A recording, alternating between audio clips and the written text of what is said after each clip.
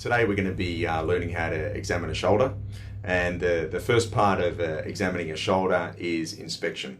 When we start inspecting, it's good to look from the front initially, and what we're looking for is things like scars, wasting of muscles, any type of skin changes as well. So once again, looking from the front, we can see, we look at the muscles, we look at the deltoids, we look at the trapezius, we look at the bony outline of the clavicle. Now turn around please. And in particular, looking from the back, it's very important to look at the musculature from the back, to look to see if there's any wasting of the supraspinatus, which we can also feel with our fingers, and of the infraspinatus as well on both sides here. We can also look at the trapezial muscles up the top here, and also the periscapular muscles coming down. From the back, it's also good to look to have a look at the scapulothoracic rhythm. So just if you could please lift up both arms. So he takes both arms up and we're inspecting the scapula to see how they're moving on the chest wall, and then bring them down slowly. And what we're looking for here is symmetry of the movement between the shoulder blades, and we can see that they're moving nice and symmetrically here. The next part of the examination is palpation or feel. And when we start feeling, what we need to do is we need to feel the shoulder, looking for areas of tenderness. Tenderness is the main thing that we're examining for.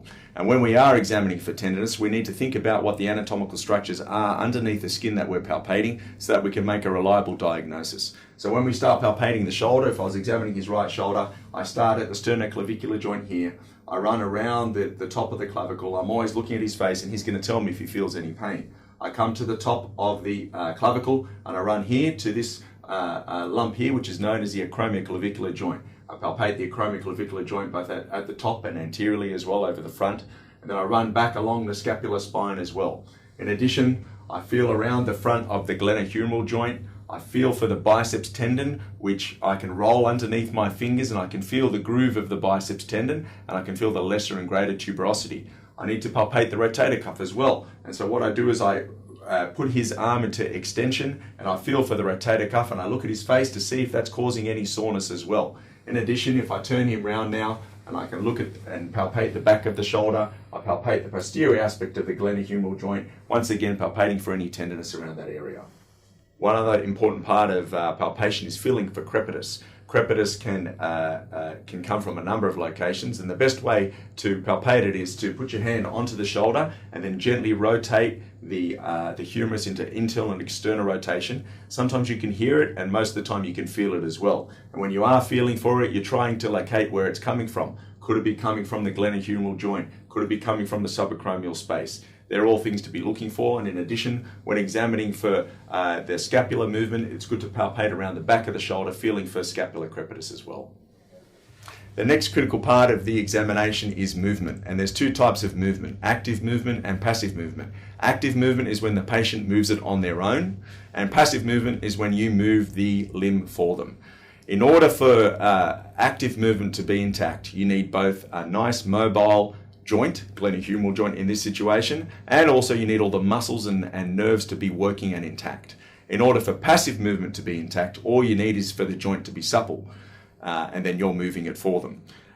If the glenohumeral joint is very stiff, then you will lose both active and passive movement. So now we're going to examine him for his active range of motion. So just take both arms up as high as you can, please. So here we can see he's doing forward elevation, and he's got excellent forward elevation all the way up, and once again examining side to side, bring them down nice and slowly. And it's absolutely critical to examine both sides of the shoulders and both sides of any joint, because there are variations between patients, and knowing what's normal for them can always be assessed by looking at the other side. Now just put your hands here and twist out as far as you can. Now we're examining external rotation, once again nice and symmetrical. And now put the arms down, turn that way. And now we're going to examine internal rotation. And we look, put this hand behind your back as high as you can. We look to see how far he can twist his arm in, and he gets to the fifth thoracic vertebra here. And now we compare sides. Let's try the other side now. And we can see he get to the same level. Finally, we can also test for abduction. So just can you take your arms all the way out as high as you can. And once again, we can see that he's got good symmetrical motion in abduction, and he's got a nice rhythm to abducting the arms as well. In the assessment of passive range of motion, it's very important to assess sides, and one of the most important ranges to assess is external rotation.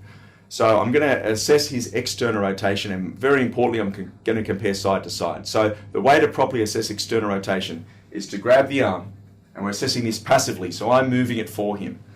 I immobilize the elbow at the side, and I do this to stop his shoulder blade from moving. Otherwise he can not so much cheat, but he can kind of make the range of motion appear more than what it would otherwise be.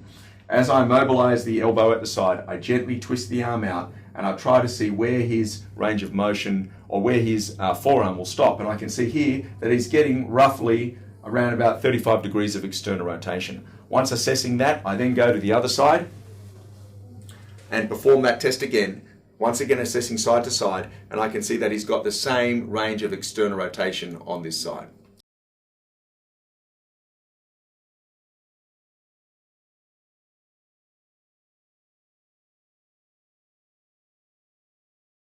Now we're going to simulate a rotator cuff tear on this right shoulder here. So we're going to assess his active motion first. So on his, we're going to ask him to lift both arms up. Go ahead, lift both arms up. His left side is the normal side. He can get all the way up on the left side, but on the right side he's limited here. And our first question is, why is he limited? Is it because the actual joint is stiff, or is it because something is torn off? Now, if we can lift the arm passively, if we can take this arm up further passively, we therefore know that the joint is mobile and that it's more a problem with the muscles and tendons rather than being a stiff joint.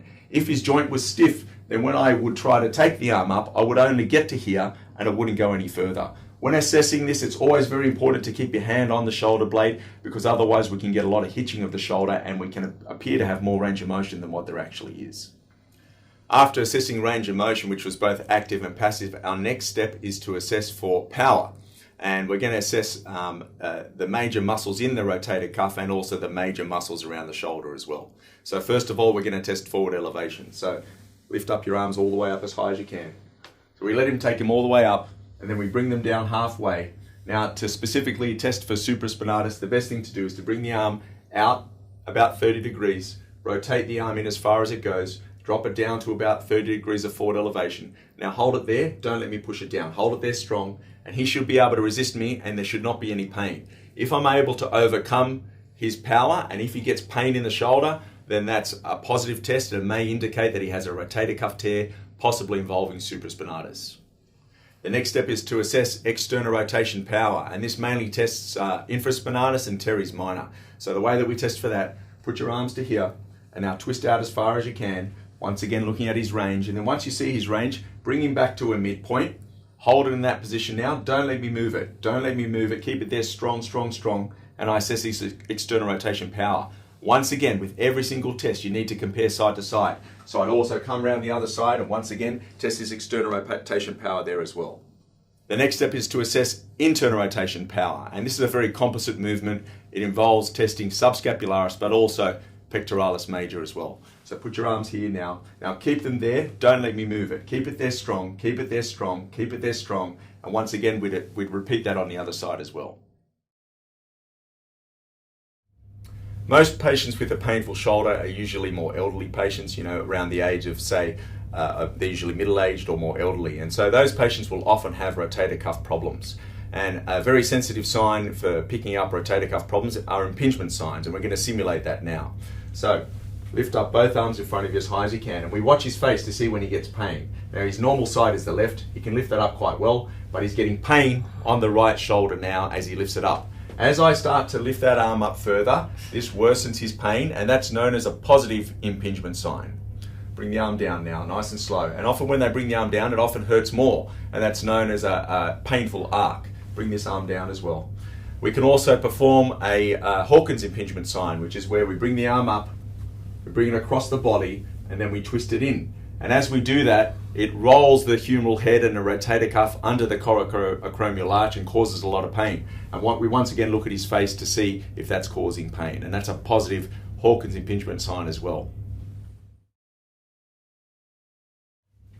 Younger patients can often present with instability. It's the most common reason for them to present with a shoulder problem. And there's two very common types of instability. The first one is posterior and the second one is anterior. Anterior is much more common. However, we need to assess for both. So when assessing for posterior instability, what we do is we immobilize the scapula. It's good to have the patient seated, and we grab the arm, and this is called the posterior jerk test. What we do first is we load the glenohumeral joint, so we're applying some axial compression here. we bring the arm into forward elevation, and as we do that, if they have an unstable shoulder, their humeral head will sublux out the back. And now in this position here, the humeral head is technically subluxed or dislocated. As we bring the arm back into abduction, we will feel the humeral head jerk back into place, and that's a positive jerk test. Another part of the examination for instability is looking for a sulcus sign. This is where we're going to try to inferiorly translate the humeral head, and we look to see if there is a gutter forming underneath the acromion here. Once again, always comparing sides. So to do that, I need the patient relaxed. I grab the arm and I just pull down on the humeral head, and I look to see if there's a sulcus forming here. It's normal for there to be about a 1 centimeter sulcus. If there's a bigger sulcus than that, then that can indicate some ligamentous laxity or instability. The next part of the examination for instability is assessing for anterior instability, and we're going to perform the anterior apprehension test. And the way that we perform this test is we grab the arm and we're going to bring the arm into abduction external rotation. When we do that, we need to warn the patient that if they do start to feel any sensations like the shoulder's going to dislocate, then they need to let us know so that we can stop and not go any further. So here we go here. We're bringing the arm into abduction external rotation.